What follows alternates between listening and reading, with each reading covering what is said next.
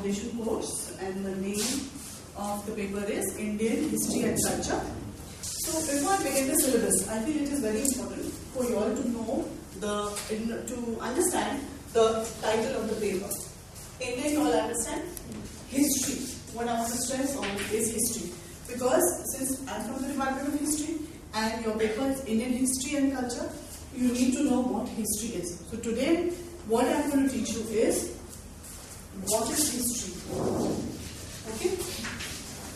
What is history?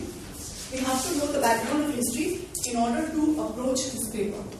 You're studying, in this paper you're going to study about environment, you're going to study about urbanization, about gender inequality, about cultural forms and so on and so forth.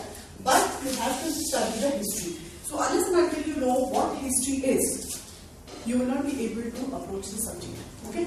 So first of all, I would like to ask you all, what do you think history is? History makes us learn the lessons through past events. Very good. What else? It tells us about ourselves. Okay. Now we can plan our future according to our history. We can learn about the changes which happened from the Okay. What does history deal with? What else does it deal with? Okay, history deals with the past. What about the past? You say history deals with the past. But what about the past? About whom do we study now? great leaders, great events. Okay, we study about leaders, we study about events. What else? And how development About culture, about traditions, about development. What else? how our revolution took place. How revolutions took place. So basically, what are we studying about? Whom are we studying? We are studying all these things what you mentioned, but basically about only our ancestors. We are studying about our ancestors, but only our ancestors. And if we are studying about our ancestors, about whom are we studying actually? We are studying about ourselves. We are studying about ourselves. Okay? You know that. And who are we? We are individuals. Okay? Many individuals make a family.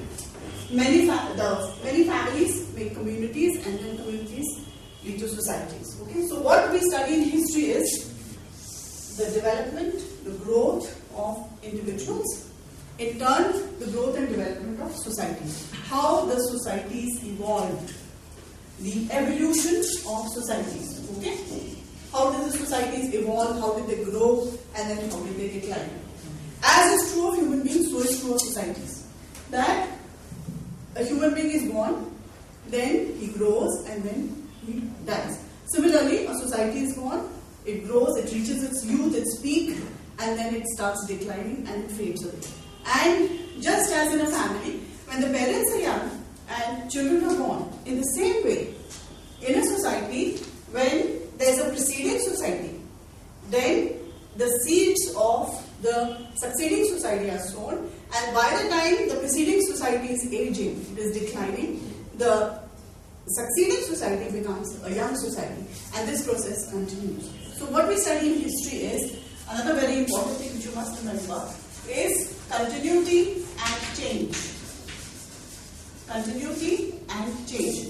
Then what are we studying about? Evolution of society. How the society evolved. Now what are we studying about this evolution? That what are the changes which are taking place in a society? Now change is inevitable. Change is the law of nature. It is natural. Nobody has control over it. Whether you like it or not, there will be change. But what happens is sometimes the change, the pace of change, pace means the speed. The pace of change is so slow that you cannot see it, you cannot feel it. But things are constantly changing, whether they are biotic or they are abiotic. Means whether they have life or they have no life. You like it or not, it will change. And it is constantly changing. So the pace is sometimes so slow you can't see it and feel it, like changes in the mountains, changes in the rivers. You can feel it over a period of time only. But that doesn't mean that they are not changing. They are constantly changing because of soil erosion, because of the wind, because of so many other factors. Similarly, when we talk of societies, the societies are continuously changing. Can you give me an example of change where you, in your time, where you have felt that this change is very rapid and it has influenced or brought about a drastic change in the society? Can you tell me? Technology. Can you give me an example? Telephones. Very good. Mobiles. The first and foremost are computers. With the coming of computers, you see drastic changes. Mobiles came later. Okay. What happened with the coming of computers? The world was shorter. We can have everything at home. Yeah, you press a button, so you are connected with the world at the press of a button, and you know what is happening anywhere in the world. You can get connected. So, and with the coming of the computer, there is less of social interaction because you all are sitting at the computer, and when you are sitting at the computer, you don't even want to talk to anybody. Even if your mother fetches you a glass of tea or milk, you will tell her just keep it there. You don't even want to talk for a second with her because you are chatting or whatever you are surfing or whatever you are doing with your net and computer. So, this computer or this technology has brought about a revolutionary change which you can see and which you can feel. So many people have been out of job because now the computer does the work of maybe 10 people or 50 people. You don't require as many people in offices as you had earlier. So that change you can see, that you can feel. So that pace of change is very fast, so you can see it and feel it. But like I told you, the mountains, the rivers, and so on, those you cannot feel and see. So, but that doesn't mean that they are not changing. So what we are studying in history is the changes which take place in society, the changes which take place in our surroundings. And then there are many things which continue too. So continuity and change, what we call persistence and change. Persistence and change. We are studying about persistence and change. Persistence means continuity. What are the things which are persisting in our society? Why are they persisting? What are the things that are changing in our society and why are they changing? So when we deal with history, then we ask questions. What are the questions we ask when we study history? What happened? Why? What happened? Why happened? How happened? Very good. When did it happen? Okay? And where did it happen? So these are questions. That is, when we are studying history, we are actually inquiring. We are questioning. We are reasoning out. And we are being logical. So I would like to relate history to your day-to-day life. Because if the subject is not related to your day-to-day life, the subject has no meaning. How would you relate history to your day-to-day life? I'll give you a very small example. For example, your mother. You're teenagers and you're dealing with your parents and parents are dealing with you constantly. And suppose you want to go to a New Year's party. What do your parents say? Especially girls. Or even boys. What do your parents say? Come on. Come early. Girls? Don't go. And what is your reaction? Why? Is it only why? Is it only why? What do you all say? That every paisa parents जाने देते हैं, आप ही नहीं जाने देते. That is a normal thing that you answer, and then you are angry, you are aggressive, you bang the door, you are rude, you want to eat food. Okay? But what does the subject history teach you? It teaches you to rationalize. That and try it, I tell you, that try it whenever you are angry, about to get angry. When somebody says no to you, when you get angry, when somebody says something which is not to your liking. So what do? You are frustrated, you are aggressive, you are angry. So this subject teaches you that the moment somebody says something, what do? You ask the question to yourself. Why? Why is this person saying that? And believe me, when you start answering that question, why, you start to learn. And you will not be angry. And you will not hate that person. Because if you're angry with someone, you start hating him. Maybe it's momentary, but you hate. So that so much of hatred in this society is just because we don't reason. We just react without thinking. And this subject, history, teaches you to think. Why a person is behaving in a particular manner? When you are rationalizing that thing, I think a lot of change will come in your attitude. You will be able to understand things better.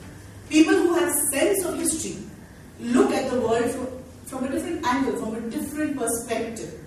Because they are taught a very different approach to understanding different problems, different situations in life. Okay? The approach to history is the same which will be your approach towards life. That is why you must have, each and every one, we are students of history, we must have a sense of history. Another question which I would like to ask, which is based on my lecture, and that would be that what are the drastic changes?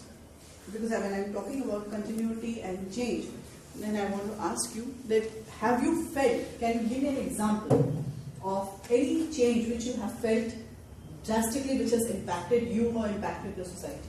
Changing technology. Give an example. Technology. Mobile. What happened with the coming of computers? They connect us to the world. It became an open economy. And we are adopting Western culture. I've seen my granddad, he still wears the kurta pajama and all, and we wear these t-shirts and jeans. what else? I'm changing the political system of Middle East. And what about social interaction? Social interaction decreases. Has it increased or has it decreased? How many of you visit your relatives when they are ill or just very few? And I said I owe this to the computer. Because of coming of the computer, you don't even want to interact with the family. Okay? What I feel is that intergeneration social interaction has been reduced, but intergeneration has increased due to this coming of. Okay, with the same generation. Okay, because you're chatting all the time. Interactions. Yeah, you're chatting all the time, messaging all the time. Now, more, you're interacting more with your friends than Less your with the relatives, family. with the family. Less with the family. So, what are the repercussions of that? We are becoming a couch potato. Yeah. One, couch potato. Second, you're having back problems, spine problems, eyesight. All of you wearing specs. Most of you wearing specs at a very early age. Okay. Then, since there's hardly any interaction with the family, what is happening? Joint family coming into individual families. Nuclear families for other reasons. But what is happening when there is no interaction with the family? That you say that your parents don't understand you. That increases But when you're not the interacting, how do you expect your parents to understand? Or you to understand the parents? That gap is wide. Okay, that's why there's breakup in the families and so on and so forth. So now what we are going to study is, why is it important to study history? Why do we study history? And first and foremost thing is, because we want to know ourselves. Okay, we want to know our identity. Who are we? Where have we come from? And if we want to know our identity, where do we go? Where do we go? Past. We go to the past, we go to our roots. Our roots are embedded in the past. So in order to know our present, we have to go to the past. Okay? That's why then in order to go to the past, we have to study history. Okay? So what does history deal with? History deals with facts. Now, what is a fact? Can you tell me what is a fact? No. A fact is a truth, सच्चाई, जो सच है, something which has happened, something which has existed, that is a fact. So it is the duty of a historian to find facts, and history is based on facts. But facts alone do not speak for themselves. Facts alone do not speak for themselves means that evidence. They need to be interpreted. Yeah, very good. Suppose this is a podium. Okay? How do we know that it's a podium? It has been named or It's been named, created so- as a podium. Yeah. How do we know that it's a podium? Because we call it a podium. Maybe if the podium would want to speak, it would not be like to call a podium, it would like to be called by another name. So the fact is, this is a fact, that a podium is there because it is existing. But who is making this fact speak? We, because we are saying it is a podium, it is made of wood, it has 4 legs and so on. So that is exactly what a historian does. That he collects his facts. Who writes history? The historian writes history. So how does a historian write history? Who is a historian? He is an individual like us. He is a product of his times. He is a product of his society. So he has the influence of the society on his thinking, on his mind, on his in his writing. Okay? So what is the job of the historian? The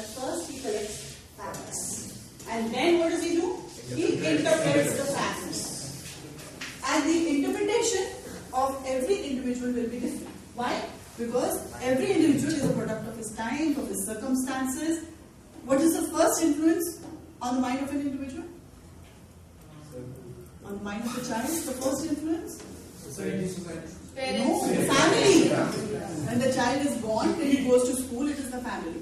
Then it's the school, then it's your college, it's your university, then society, community, society side by side, and so on and so forth. So, every individual has different influences because he's born in different kind of circumstances. Even when children are born in the same family, you see the brothers and sisters or two brothers are very different from each other. They have the same parents, they have the same environment, but different. They are born at different times. So even they are very different. Even twins are different. They are born at the same time, the same circumstances, but they are very different. They think very differently. Okay. So when you think differently, you will interpret differently. Let's suppose there's a car accident outside your college. Everybody sees that there's a car accident. So that is a fact. Car accident has happened. That is a fact. But when I ask you what happened, each one will give me his own story. And what is that story? That story will be based on your thinking, on your interpretation, how you interpret that fact. Someone will be blaming the motorist, someone will be blaming the cyclist, somebody will be blaming the pedestrian, and so on and so forth. So that is called interpretation. So fact is the same, but how you interpret the fact is important. And what does history teach us? That first collect the facts, and then we have to interpret them. But when we have to sift them, and how from where do we collect the facts? We collect the facts from sources.